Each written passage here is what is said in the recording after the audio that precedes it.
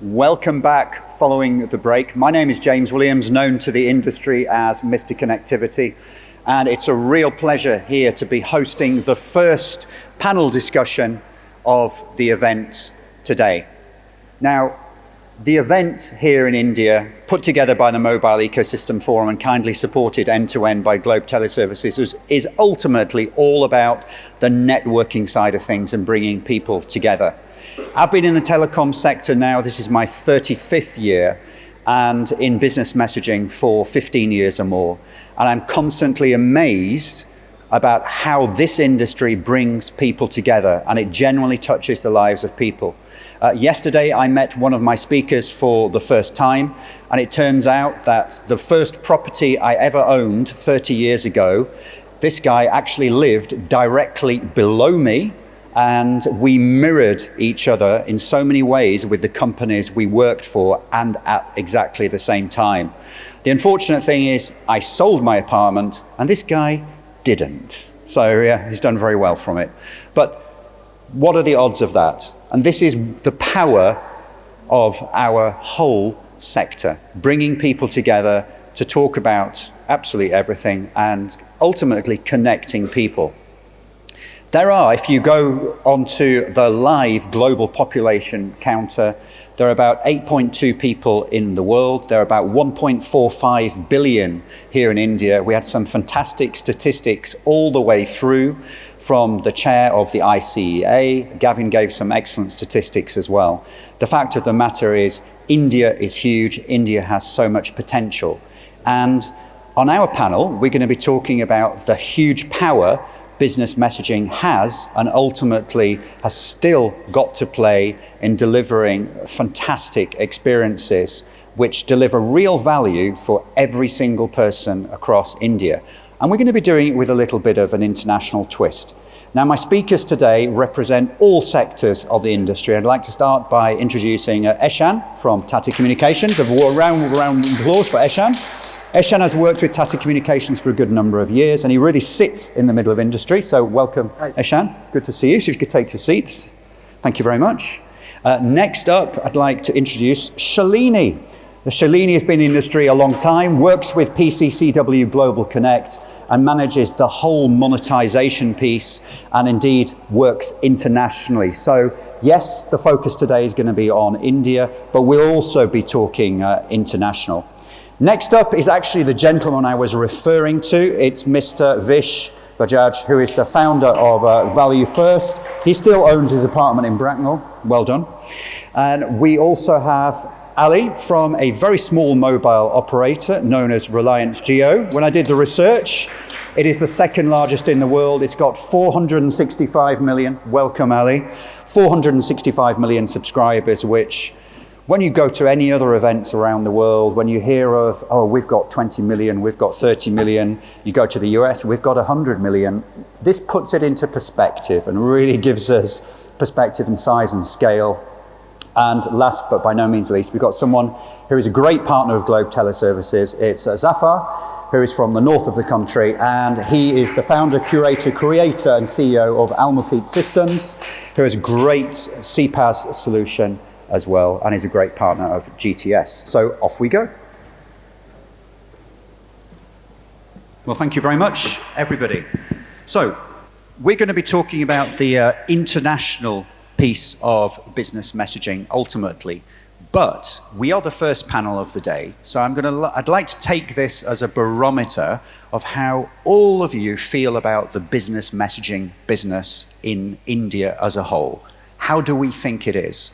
A rating of 1 to 10, 1 being utterly terrible, and 10 being perfect. We can all literally drop the mics, go home, put our feet up, and retire because we've done everything we need to do.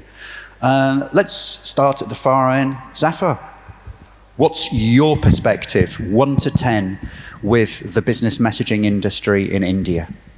Thank you very much. India is a very, it's a large market, and there have been many things which have been done, many things which are yet to come.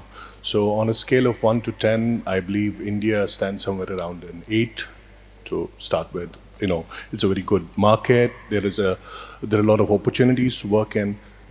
we have seen a lot of growth in SMS, too much of volume, and then more opportunities coming with the CPaaS side. Fantastic. And I think that's a really good score. And I've done exactly the same kind of panel around the world. And it's very rare I hear an 8 for a country. So that's very, very positive. Yes. Next up, Ali, what's your perspective, given you represent the second largest operator in the whole world, the largest in India? So really interested to hear your perspective. So thank you, James. While I completely agree with Zafar that the market potential is huge, my personal take is that at this point of time in India, we're at about 2. On the RPM side, yes. And I have reasons for that. Probably a very controversial statement, but there are reasons why I have that. Okay, we'll come to those. I will be asking. I think it's obvious, folks. Next up, Vish, what's your take? Yeah, hi. So for me, it's the enterprise perspective. We have been selling to enterprises, and I think for the last 22 years, it has been an exciting day every day. So 10 on 10 actually.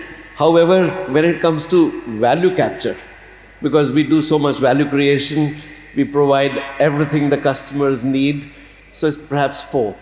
So, but in terms of the day job, it is 10 on 10. Yeah, but we're going to be, I think the reason for your 4 is going to be there's some challenges around the market. It's a very price sensitive market. We're going to be talking about that for sure on the panel. Next up, someone who knows a lot about price sensitivity in the A2P SMS market in particular is Shalini. What's your take on it? If I look at it from an international perspective, I would agree with Zafar when he said an 8 on 10, because if you look at the regulations, the way the world is following, it's more or less doing what India would have done 10 years ago, whether it be your sender ID registrations or your template building. So on that front, yes, we are definitely 8 on 10.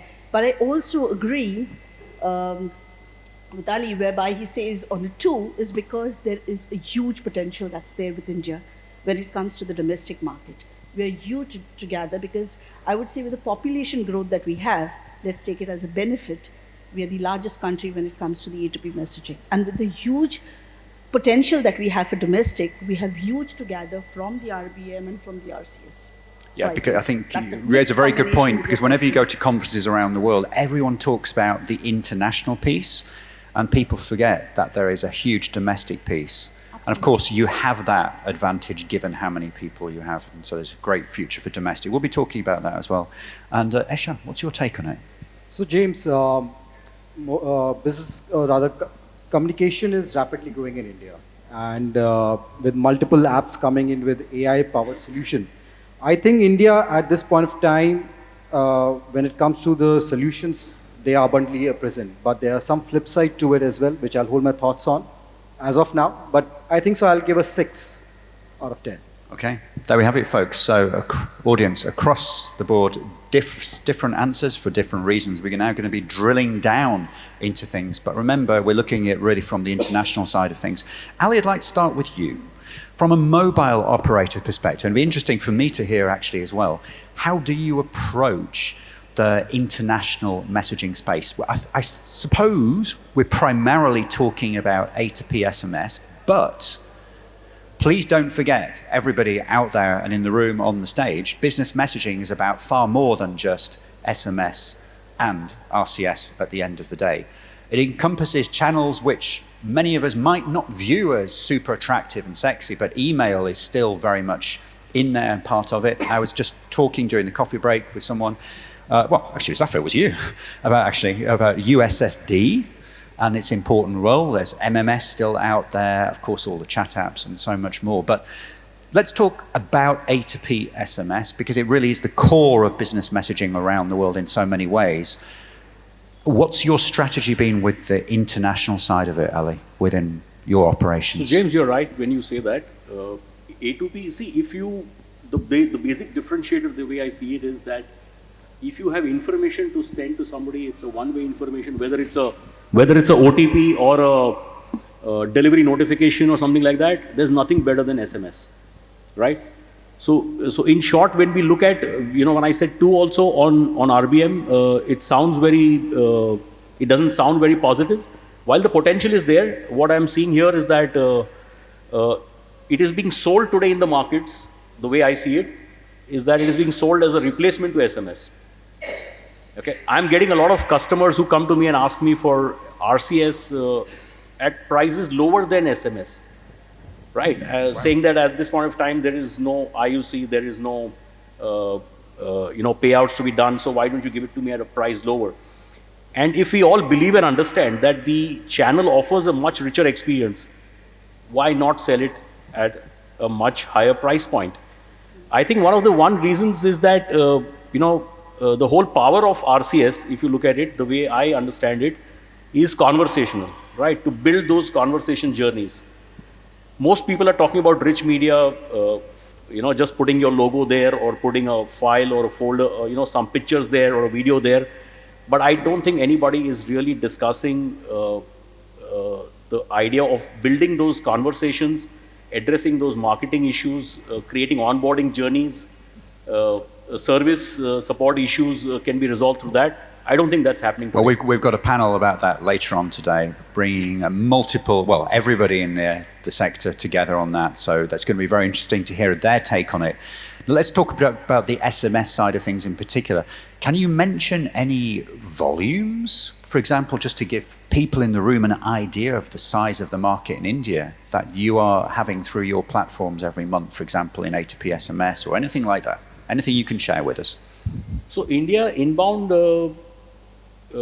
was roughly about $1 billion plus. Of late, it seems to have gone down a little bit for multiple reasons. Obviously, a little bit of traffic has moved to WhatsApp. But there again, like I said, it's predominantly simple OTP message that have moved. There's no conversations that are being built there, while the channel offers that kind of functionality, and it is not used in its true potential. And some of it, obviously, through bypass and flash calls has been an issue now, quite rampant. So all that is impacting, but the volumes have dropped. The big issue that we are seeing today in the international termination in India is your AIT, which is the most talked about issue currently. Large So enterprises. could you just repeat that again? Is what the? Sorry? What did you mention? The EI? AIT. Oh, AIT. Sorry, artificial intelligence. inflation of traffic. Sorry, yeah. So the hyperscalers that we speak to, everyone has this big issue on AIT. Almost 30-40% is what some people claim. And that is sort of impacting the overall volumes as well. A lot of use cases have been switched off by hyperscalers, which is overall impacting all the industry. Okay. So let's jump to the other side of the equation, which is the enterprise perspective. And given your business is exclusively enterprise-focused, Vish, what's your take on it, given what Ali has said? From an enterprise perspective, when you're selling, are you seeing more resistance to, for example, SMS, and there's less actual business out there due to the higher prices and the issues with AIT? So I think from the enterprise perspective, there are two ways we look at the international side.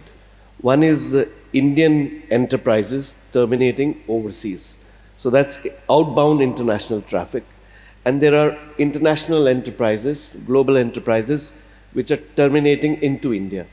And as Value First, we service both. And the challenges we have seen and the experience we have now over the last years is that, let's first talk about enterprises terminating outside India. So normally we have been using SMS as the primary A2P channel. However, over the years, especially last couple of years, as the prices have been very volatile, what the trend we have seen is almost all local telcos are charging premium for terminating international traffic into their geography, because of which grey routes have been there. So to give the kind of price points which enterprises have been seeking, there is always this mixing of traffic between direct connects and grey routes. In the end, the quality suffers, of course. But of late, because of Meta, because of WhatsApp being available at a certain price point, we see a significant movement to Meta. So customers who are terminating outside India are now preferring Meta for quality reasons, and it is also cost effective. Right. Now, similarly, when we see traffic which is inbound to India, There again, we are seeing significant movement towards Meta. So the movement is not happening to RCS at all because that ecosystem does not exist on the international side. It's either SMS or Meta. I think what we've all got to realize is for enterprises don't care about the channel, they care about the outcome. We in the industry, we sitting in this room, we talk about, oh, is it SMS, is it RCS, is it WhatsApp, is it this, is it that? Is it carrier-based, is it non-carrier based? And it matters for us in this room, but for the enterprises, it means nothing. It's all about the outcomes. That's a very, very good point. Shalini, your take on this, because you're leading the charge for PCCW on the monetization thing. I think many of us in the room are active in this space as well. And it is a challenge when you're talking to a lot of mobile operators to make them understand that if, simply put, if they want to move with a commercial model which is perhaps unsustainable, then it's going to hurt them financially and the market. How do you go about approaching that? So, James, as we look at international market, it differs from region to region. Now, if you look at a region like Europe, where the pricing is stable, so in those regions, you might not see the difference whereby your traffic of A2P is declining or, shifting to other mediums of, definitely you have RCS coming in, RBM coming in, there is a fair share of traffic that's going in, but that's not because of the reason of the commercial pricing angle. It's more of the adoption of the customers where you need a richer feel, a richer experience for the service. But the most impact that happens is where you have markets, specifically in Africa, where the pricing in Latin, where the pricing has been increasing exorbitantly. Even in some parts in Asia, like Indonesia, if you look at it, the pricing is exorbitant. So when you have such huge pricing, then the channels or the enterprises who definitely want an X price to be given, but I would not say that the enterprise at the end is actually, making the money. It is more where I see the hyperscalers becoming more of aggregators today in the industry and taking away the share of that revenue. Again, for an end customer, it's just the delivery of the SMS, whether it's via an SMS, via WhatsApp, it does not really matter to them.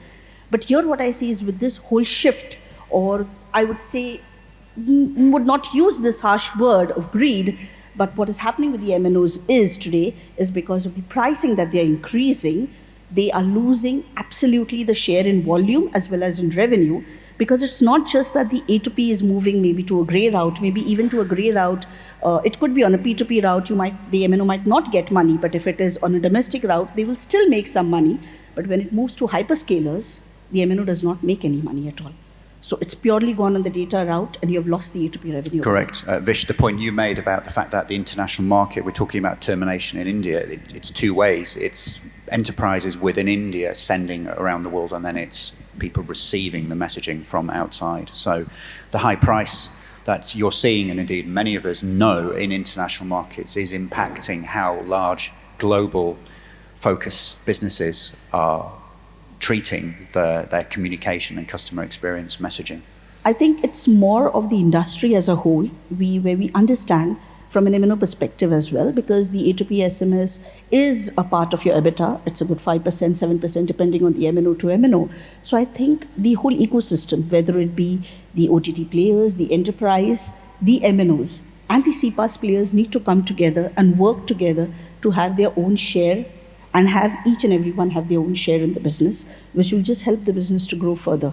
Because I believe now, the A2P space that we are in today, A2P is not just about a one-way SMS where it was just an OTP getting delivered. Today we see the entire digital marketing getting into the space of RCS. So if you look at a campaign that was launched in 2024 end, which was launched in Vodacom in South Africa, I think that was the first campaign that they tried to launch on RCS. They started off with campaigns from Nando's up to going to selling a Ducati on RCS, yes, and there I think it's there on MEF as well. You have a video for that, and you could look through it. So where they have seen the reach of the customers, the repeat buying of the customers, I think that's where RCS and the messaging business needs to grow off, and where the digital marketing is talking about a 25% share of their budgets on RCS is a big thing, and that's where the market needs to look at rather than just looking at these smaller things to play with hyperscalers. Fantastic. Now let's move to Tata and Tata Communications. Tata, we all know in India, impacts your businesses across the group, impact the lives of everyone. You own 75% of Air India, so many other sectors. And the communications piece ultimately is the real glue that holds so much of it together. What's your take on everything that we've talked about so far, Eshan? And what do you see as the opportunities and not just challenges for business messaging internationally as well? So James, I've heard the thoughts of Ali, Vish and Shalini, and I'd like to take some points, Vish and Shalini touched upon pricing as an issue. My view is that issue is more about educating both customer and the MNO. We should not look SMS as a competition to RCS or we are competing with Meta. I think they are complements to each other and we need to really understand what is the use case. What is enterprise actually gaining out of a particular message? Is it a message which would lead to a conversation? Or is it a message which is just one-time targeting, say for example, reminders, notification? I think SMS is very powerful and yet more efficient than other models that we have in the market. But what is important is that what kind of message is targeted to a customer. If it is more on the travel options or payment, then probably consumers are wanting that there should be more conversation around it. So, all right, so be it. You shift to RCS or other models which are there. But if a message is targeted for a particular just notification to a customer, you stick to SMS and the price. Or if it's more detailed, perhaps email. Because again, just to reiterate the fact, email by the number of transactions around the world is still the number one.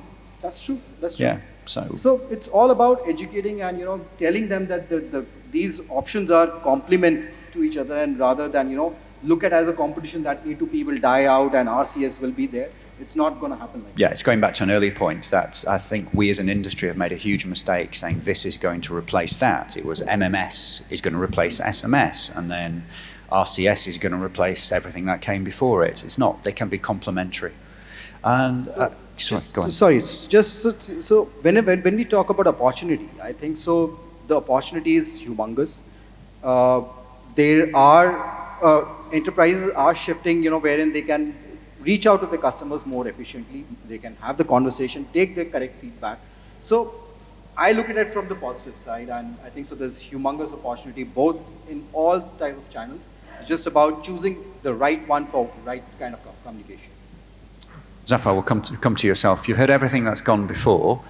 At the end of the day, we all know, as an individual consumer, we are all individual consumers in our own right. It's all about value, and it's all about ultimately businesses addressing us in the channel that we most prefer. And constant research has shown that when it comes to business to consumer communications, people know, because SMS has been around since December the 3rd, 1992, people expect lots of business communications to come on the SMS channel, and they're so used to it. Whereas if they receive something on another channel, for example, they're less used to it. So it could be RCS, it could be WhatsApp in particular I'm thinking about here. So you've got this angle to think about. But from your perspective and your experience, multi-year experience across the industry, we've got the international messaging, termination. We've heard price really is a factor which is overshadowing so much. But from your perspective, here in India, are you seeing the situation where actually the price truly is overshadowing customer experience? And whether it be enterprises or other organizations and stakeholders in the messaging industry, because a price might be so high, they're willing to send on a cheaper channel, even if the customer experience isn't great. What's your take on that? Right. I heard what all the panelists had to say, and I completely agree on the various points they raised regarding AIT, regarding the prices and all. What I believe is that, if we look at the business messaging, we need to, look at it into different parts, as Ishan rightly said. if we talk about authentication, right? Nowadays there are different methods like OTP-less, something what Secure ID is doing. And I still believe that SMS remains the easiest and the fastest way of, I do a transaction on my mobile app, banking app, and it's my app just reads the SMS and I don't have to input even the OTP codes. So it is the easiest, the most reliable one. When I rated India at 8, what TRAI did with spam filtering with DLT, it had set up a benchmark for the world, and there is a considerable drop in these spam messages. I don't see them anymore on my mobile phones. When we look at the other models, like somebody, if it's like BFSI industry authentication, time critical alerts, they are something which must, the best channel for that is of course SMS. And we as an industry should promote it that way. We need to educate the enterprises, listen, this is SMS, this is best for these use cases. And if there is something on the conversational side of it, conversational commerce, be it KYC, be it onboarding, RCS and WhatsApp, both of them, they do complement and they do create different use cases. So, replacement of mobile apps, right? India is having a lot of mobile phone users, a lot of internet penetration. But at the end of the day, if we look at that, even we have 50% of people who are there on the mobile only. So, WhatsApp or RCS or any other OTT, these are added channels for other use cases which SMS is not, able to deliver, but SMS has its own capabilities. Now, when we talk about India, I don't think price is a challenge, because look at Indian international price, it's around 5 cents, and look at the other countries, they're like tremendously too high for the enterprises. But, of course, enterprises would want to reduce the costs. Then, the Indian domestic market, I think it's very fairly priced, very, very fairly priced. And of course, the enterprises are not abandoning the SMS use case. They are using the other channels for other purposes, as I said.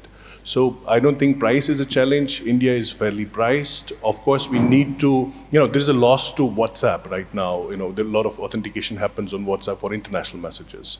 So I think there is something which the operators could do on that front to, attract more of those authentication messages back to SMS, as well as offering RCS and some other, I mean, even RCS, people, if there was a survey on MEF, I think I read about that, and then we talked about a survey in UK, and people expected SMS. This was Ofcom. Yes, I was Ofcom. about to mention Yes. it, but you got there first. It was research done with thousands of individuals, different ages across the UK, from our regulator, the Office of Communications, which is totally independent from the government, and they found. Yes, and SMS first. Like people prefer, and SMS is more reliable for that authentication.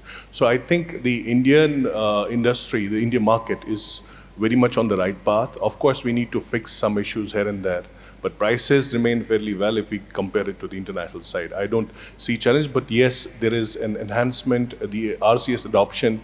I see a challenge between RCS and WhatsApp. Maybe that's, as operators, as an industry, telecom industry, we need to fix there. So competition is, I guess, between Meta and us, probably. So that's something we need to work on. Ali, it's very, very easy for any mobile operator to be drawn into looking what is happening abroad. And on the face of it, it might appear an operator, Shalini will know exactly what I'm talking about, you all will, many of you in the room will as well, will look abroad and will look and go, wow, it appears on the face of it, these guys increased their international price 50%, 100% overnight. They're making so much more revenue from us. We can follow and do exactly the same. But you're in a different country. It's a different market dynamics. From your perspective, your management, your organization within the mobile operator, are you happy? Are you going to be consistent with the strategy you have followed with regards to domestic and international pricing, and not follow perhaps what is going on in other countries, which Shalini in particular has alluded to? No, so obviously, like Zafar mentioned, the pricing in India is fairly priced. Yeah. the big issue that we see is that when you talk to the hyperscalers also, and we engage with them very regularly, the expectation is far lower, because the market rate that is currently prevailing is far lower, obviously because of bypass routes. A lot of clients that I engage with, and when we discuss with them that if you know that there is a artificially inflated traffic of almost 30-40%, and if a telecom operator is expecting a 10% increase or a 15% increase, it actually makes sense, because the outflow of your cash outflow will be much lower.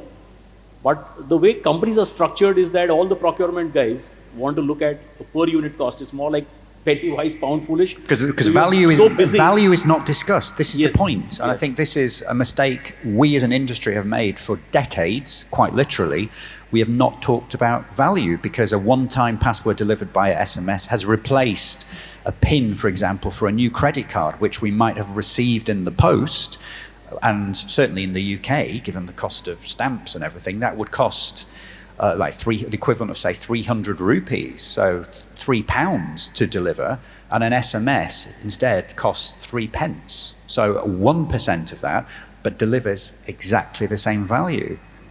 So there's no discussion about value in the chain. With these procurement guys, all they care about is the price. Is the price, yes. So that's where it gets stuck. I mean, that's how the AIT, it sort of gives birth to AIT in a way as well, because when the expectation is so low, and if your routing is completely going to be based on LCR, and it's not going to, you're not looking at direct connects, but I'm seeing a lot of change there. A few large hyperscalers are now looking at direct connects. Almost 60, 70, 80% of their connects are now direct. So that's where they are trying to go, because they've now realized that trying to save, the small pennies is not helping really. Yes. Vish, we've raised the issue of customer experience. Are you seeing a flight to quality at all, or is it really enterprise clients, when you're negotiating with them, when you're talking to them, is it really about the procurement guys just wanting the cheapest price? What are you seeing actively in the market today? Sure. I think first of all, we should step into the shoes of the enterprise. So the enterprise, usually there are two buyers. There is a CMO or the CIO. Now, CMO is looking for reach. Reach means, for example, SMS would always score. But then CMO is also looking for features, and depending on the use case he is trying to address. Now, clearly, all channels fare differently. For example, we just spoke about how Meta or RCS can enable conversations and so on, and also how much money has been invested by Meta in adding features, for example, workflows or native payments. So there has been massive investment by these corporations into making the channel much more than like a messenger. It actually enables full-blown transactions. And likewise, Google is doing the same with RCS. So Google is working on two fronts. One, expanding the reach, which is Android users, and embracing iOS and so on. Apart from that, Google, like Meta, is also significantly adding value to the power of the channel itself. Now, as a CMO, depending on what use case I want to solve, I would choose a channel. And if I'm a CIO, typically I would come in and ask for quality of service, security, I would ask for latency, deliverability, all of those good things which a CIO must look at. And sometimes they work in tandem. And of course, the procurement always gets involved. And whilst early conversations, when we start off the dialogue with the enterprises, we are pitching a price point, and we are really saying this is what we will be able to do, and we are trying to do value capture. Like you said, why can't we do 3 pence or more, which is 1%? So when you began the panel, you asked about the score, and I said 4 on value capture. On the fun side of it, it is 7 on 10, because we are enjoying every day. We are adding value, we are creating value, but capture value is very difficult. So the procurement, as soon as they come in, and it is like, are you the cheapest from the competitor? And it is a commodity play as well, which is unfortunate. But This is how it has developed over the years. Howsoever features we may add, in the end, we tend to give so many things free because the competition is doing so. And Meta is now also talking to us that you guys are not capturing value, because Meta is saying we can do the entire payment flow and you are selling it at the cost of a message.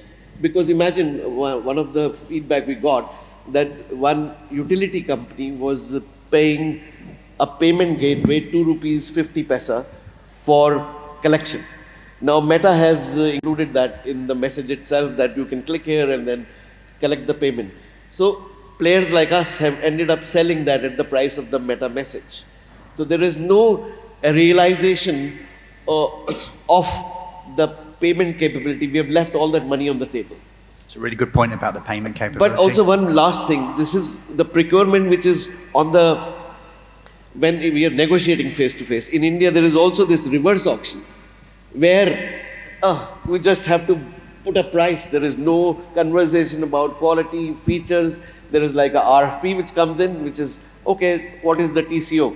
And then you put in numbers. And when you put in numbers, the next guy bids the lower number. In the end, you end up selling at a loss. So there is, it's practically, there are so many challenges around this. Value capture is hard. Shalini, your take on this whole value side of things? Yes. Adding to Vish's point, that you want everything as a service, but you do not want to, you want to pay the price of a peanut. So that really does not work. And that is really impacting, because even the hyperscalers have understood that really very well, because before April, WhatsApp would charge for an enterprise for all the SMSs within 24 hours at one price. So you'd have the entire message, if it goes within 24 hours, charged X. But they did understand that there was a huge influx of messages that were going within that. So then they realized, oh, there is a potential. Second, they brought it across to the market saying that we do not want the customers to be bombarded with messages. So now let's change it. So every SMS that comes on WhatsApp will be charged separately. So they have a separate charging mechanism for the marketing, for the utility messages, for the conversation messages. So yes, there is more money that they are making. The MNOs are losing about it because they are not getting the share out of it. So I think as a holistic piece that we have to look at it, whether it be the CPaaS players in the industry, whether it be the MNOs, the enterprises, we need to understand that we cannot club everything together and price it at one. So if you want something which is plain, basic, vanilla, you have an A2P messaging. If you want something which is more on the richer services, a two-way messaging, maybe with, you could even have a two-way messaging without the picture servicing, which could again work on an A2P with a different pricing. And when you want a richer or a superior experience, then you have your RCS, your RBM, and garner revenue out of that. So the MNO has to price it differently. Whether it's the procurement guy, they need to work together, and it's an overall win for everybody. If you're going to go to the pricing model, no one is going to win in that. But the problem is simplicity. We talked about, during the break, I was interviewing the chair of the ICEA, and he was mentioning there are 120 million SMEs here in India. And if all of us on stage suddenly turn into enterprise salespeople and we all go and work for Vish, selling to enterprises, we have to keep things simple, because at the end of the day, the enterprises are going to ask, how much is this going to be? And we can't go, well, it depends. For this, you need to do this. For this, to do that. So it's nice in principle, but the reality, I think, of it is out on the streets trying to sell it. It's very difficult. Yeah, but then I believe that, it is also the larger players, the CPaaS players who come on board. When they onboard enterprises, they themselves know the kind of enterprise that comes on board with them. You might have a small enterprise who just needs a message to get delivered, or a marketing message, or an information to get delivered. Whereas you might have an enterprise which could be a banking guy who needs more of security and aspects. So the pricing changes over there. And I think that's how even the MNO needs to look at when they receive the messaging. So when they build up the procurement or the pricing has to be staged with the service that you want, rather than A2P as a whole saying that this is the bottom price that I want. Now, folks, we've got, I think, officially about 15 seconds left on the panel, something like that. But I'm going to go to the oldest company, I think, on the stage. Tata, would you like to just close this panel with a final closing remark about what we're talking about, the future of international messaging and termination in India? What closing remarks on that? So James, I think so. In my view, every time when we talk amongst the telcos or with the MNOs and the aggregators, we always say that it's a win-win situation. That let's join hands and let's make a win-win situation, be it from the revenue monetization or be it from the volume or whatever. But I think so we need to shift the focus and make it into a win-win and win situation wherein the enterprise also wins. Be it when you price the enterprise, or be it when you offer a service to the enterprise, or be it when you educate him that what is the best way to reach to your customers and have an engagement in a more efficient manner. So I think so we should now look at it as a win-win and win situation rather than a win-win situation. Totally agree. And at the end of the day, what we've talked about here on stage, a lot of it comes down to education. We talk about it so much at Mobile Ecosystem Forum events, other industry association events as well. And it's not something you achieve overnight, but we have to keep chipping away at it and just telling people about how amazing business messaging channels are and the value they bring. And this is the point, the real value. And it's not just all about price, it's about the end result and the outcome for the end organization. So all it remains me to do is to thank my speakers, but this is the first actual panel discussion. We have time just for one or two very, very quick questions. We have Susan, who is the Director of Operations for MEF, who's put this whole event together with her team. So thank you, Susan. She's got the mic. Has anybody got a question for our expert speakers? We have a question. If you'd like to introduce yourself, please, your name and your company. Thank you. And of course, your question. Yeah, my name is Vivek. I'm from Airtel, and I'm responsible for voice and messaging business at Airtel. My question to either of the panelists is that when Vish said that this is a commodity business, and Shalini talked about that value creation and all that, and we should ask the enterprise to pay us more, what are your thoughts that the industry can drive that kind of a value creation when there is a procurement guy who's looking for a price or a reverse auction? How does it happen in the market? Who would like to jump in on that? Yeah. Shalini. Vivek, lovely question. Yes, when you look at it from a silo only, when you're saying that I'm just looking at the procurement guy and giving him his numbers to bring the lower on the cost, I think we need to look at it if we want to save the industry and our EBITDA margins as a whole. Because we are not only just talking about when you bring procurement and you bring the revenue and the numbers on the SMS volumes that you want, we are fairly losing sight of the hyperscalers. Because today what is happening is, when you have a price that you quote, you have regulations for SMS today saying that, okay, as an MNO, you're building a lot of firewalls, you're controlling all the bypasses, all the AIT.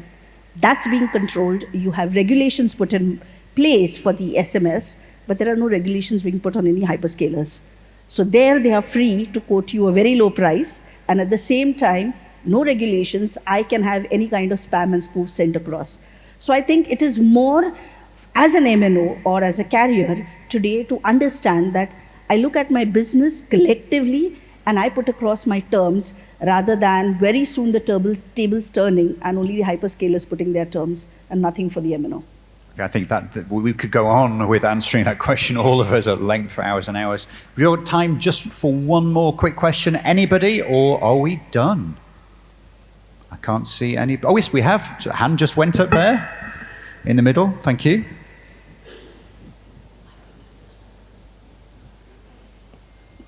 Hi, my name is Upasna. I'm from Telin, and I take care of business development and strategy for CPaaS.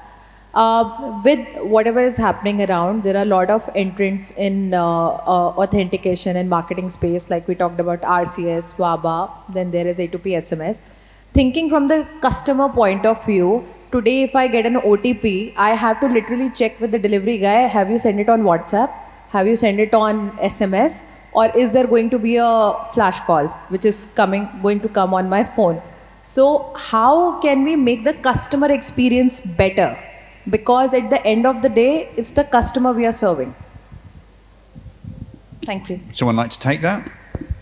Yeah, so I think, yes, of course, there are lots of channels, and that's a real challenge. I have had the same issue with my delivery guy lately.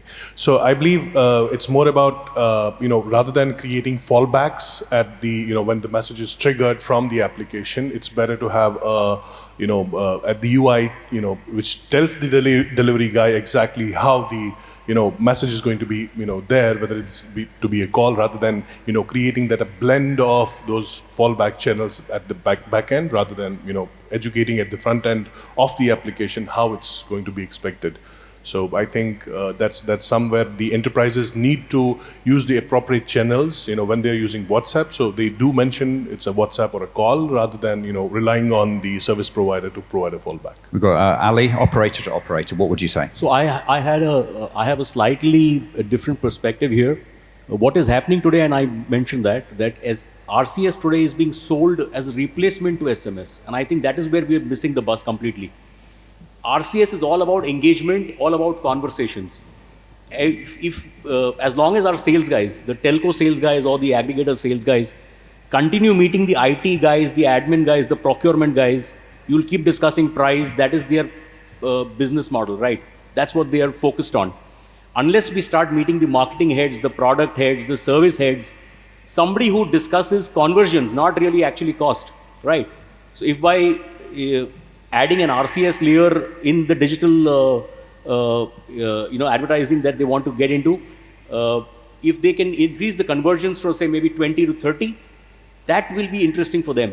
But if you go to the IT guys, the admin guys, you'll continue discussing price and you keep de-selling the RCS product and keep competing on price with SMS, and that is not going to work. So I think when I said 2, that is the reason why I said 2, because I don't see conversations happening. People are simply discussing rich media in terms of just pictures and videos, but I'm not seeing any journeys really come up. So if that happens, then the potential of RCS actually is 10. Fantastic. So everyone on stage is with us throughout the day. If you've got any further questions you would like to discuss that point further, please feel free to discuss that with Ali and anybody up here. But all it remains for me to do is to thank all my speakers, and it's a pleasure moderating our first panel of the day today. Thank you so much. But do not leave. Stay with us, because we have first the pictures. So please come and stay there. And meanwhile,